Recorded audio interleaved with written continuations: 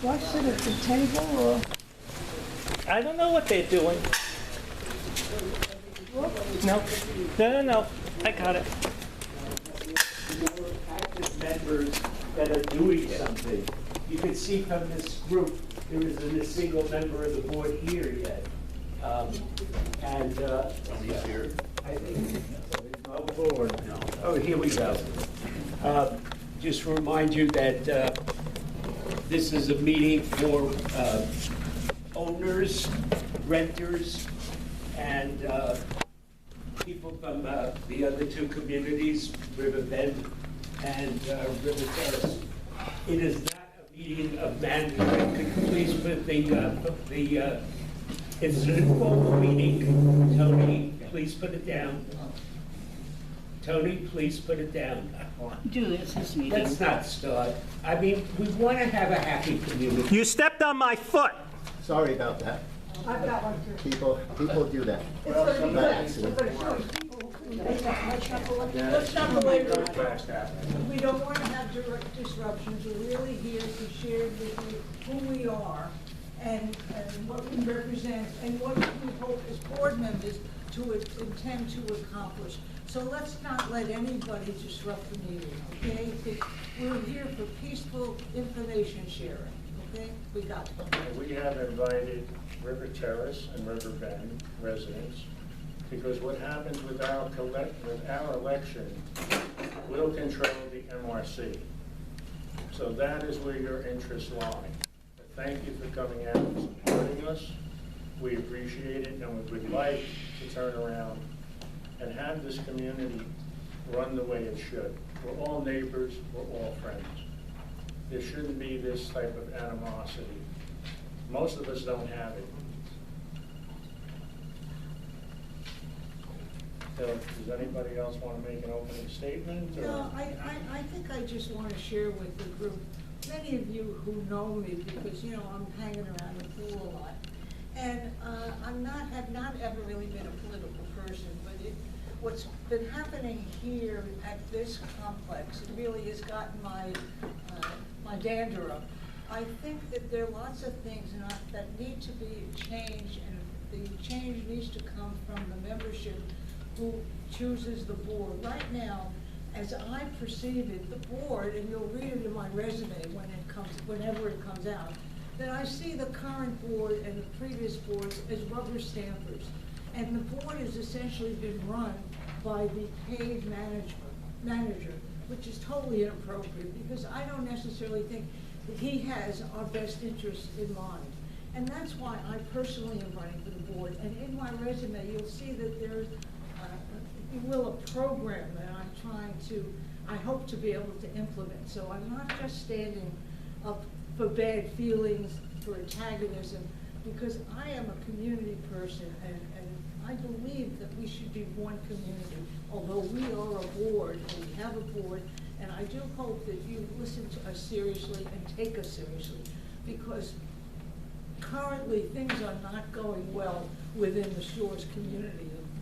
The facility itself, the pool, which you could say is a club issue, but we, as the Shores, have 3 people on that club board who seem to stand in the way of having any really important improvements. And as a matter of fact, may I remind you that those 3 people who represent the Shores on the club board, 2 of whom never have used the facility. So it's by some magic that they get some sense of what needs to be done. So that's why I'm running for the board. I really think we need to see a change. I'll go next. I mean, I go the same thing. I spend a lot of time at the pool. I think the conditions are deplorable. I mean, most of you have friends and neighbors that live all around in South Florida. And if you look at their facilities, they don't look like ours. And to me, we need a full-time professional manager that will be in the office between 9 and 5, 4 to 5, whatever time be. But someone needs to be there. The dogs need to be registered. The renters need to be registered, our cars need to be registered, and we don't belong with the shape of the way this complex is, giving out $5,000 bonuses to someone who's already overpaid, in my opinion.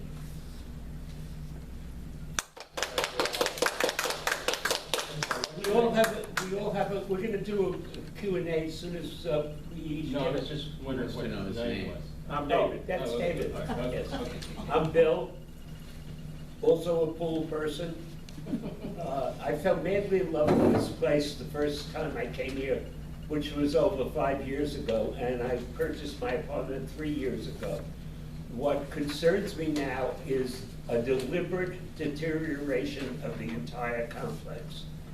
And when I say deliberate, when we have any kind of meeting, we get caught up in some sort of petty nonsense that goes on and on and on, and we never really discuss the reality of this facility. For example, the last Middle River Club, what was the outcome of the swimming pool and deck? What was the outcome in terms of fixing the entrance of the building? Why were people at River Shores, half the complex has been totally neglected, but the people that are on the board now and the management live in the part that's been taken care of. We have a deteriorating roof. Air conditioning people will not go up there. Several of them have refused to go up because they feel it's dangerous. That's just one example of what is going on in this facility. Then you look at the second part. Management and the board went ahead and completely resurfaced their portion of the River Shores parking lot and totally neglected our side. They hadn't even had the decency to clean up our strips so that we know the name of our parking space. This is just one minor thing that I bring up, and as we speak, and we want to get feedback from you, we'll hear about some of the other things that go on. Again, I'm Bill, this is Frank. We're very informal. My name is Frank Dantrew. I've been coming down here since the, late 80s. And my wife's family live here. And we are now the ones that have taken over our place at Heather.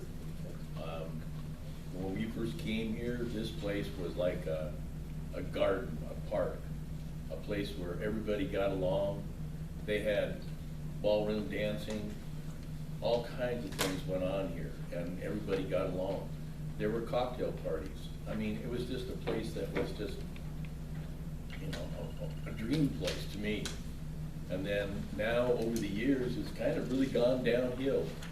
I've worked with the guys out here. Last year, we planted over 140 plants around the place to try and get things cleaned up. And I'm a hands-on person as far as going out, finding out bids, getting things taken care of, and working with the people and going around and seeing what's done and what needs to be done. I mean, I just don't walk by a branch out here that's fallen on the ground and leave it. I'll drag it around here to where it belongs so that gardener can take and pick it up, you know, like on Tuesday when they come mow the grass. You know, I mean, there's a lot of little things here that can be done, like work on the barbecue, clean that up. The men's bathroom, there's a light that's been broke in there now for, what, 4 or 5 years. No glass in it, the light bulb's in there, but it needs to be fixed. It's just a lot of little things. How about painting? Painting the bathrooms. You know, just doing the little things. I mean, to clean things up. I mean, that's what it's all about. I mean, I'm pretty sure you keep your house clean. It's the same thing. And then everybody's, I mean, at every meeting that we have, it's always the same thing. Oh, it's the trash. Oh, it's the dogs. Well, you know, we've already spent all this money for places for people to take their dogs to go to the bathroom. I don't know how much we spend every month on, what are those, dog poop bags? I mean, I see Steve put that in there, put them in the little carriage thing every Monday. He goes around, puts them in. And there's like 50 or 60 or whatever it is on each of the blanks that hang down okay? So he puts 4 or 5 of those in there every week. I mean, that's a lot, but I don't know if the dog people are paying for it or we're just paying for it. But we have provided that area there. I helped Fred and Steve on this north wall. We cleaned all that brush out in there and cleaned that all up so the people would have a place there to take their dogs. Bend over here has provided an area, and we have another area out here on the south end. And that's fine, but people just need to be manageable or care about what their pets are doing. It's no big deal, it's a responsibility, it's like having a kid. You know, and I think people should, you know, be mindful of it. We don't need to, every time we have a meeting, it's like, can we have a dog on the tennis court? Or can we have a dog at the pool? Well, come on, people. The pool is for people. You know, the tennis court is for tennis. It's not, you know, run your dog around. I mean, it's just stupid things and it's common sense. It's just being, you know, helpful to everybody. I mean, that's what it all is. But, you know, and then the trash thing is, it's out of whack because of it all. It's, you know, people abused it. That's why it's gone. And it should be. I mean, you can call 1-800-GET-JUNK and they can come pick it up. You pay them $5 and they take it away. It's no big deal. I mean, that's like being responsible for your own shit. Anyway, that's my view.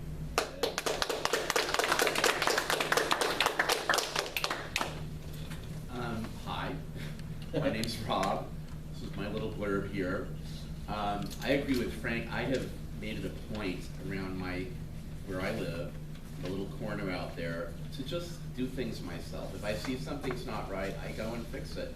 Dan and Mary know. I mean, you know, that corner, I've tried to make it look better. And there are things in the hallway. If something is, when they were painting and one of the grids was broken on one of the doors, I just went and fixed it because I knew it wasn't gonna look good, you know, when it gets painted. Anyway, I didn't prepare anything specific. As I said in my thing here, I used to be a union rep for about 50 people. I'm used to, you know, boards are give and take. It can be difficult. I don't have any, you know, it's not like everything I want to do or whatever I wanted to do is going to get done. You have to be able to work with people, as everyone here knows. And all I can say is I love this community. I love my neighbors. And I would be a positive force on the board. And I would, as I said, I think an overriding consideration should always be about property values. That would be in my mind if I were lucky enough to get elected. And, you know, finding positive solutions, being solution-oriented. Beyond that, you know, I have nothing against anybody. None of that. I'm just, you know, wanting to do something positive for the community, and I think I could be a positive part of the board. And that's it.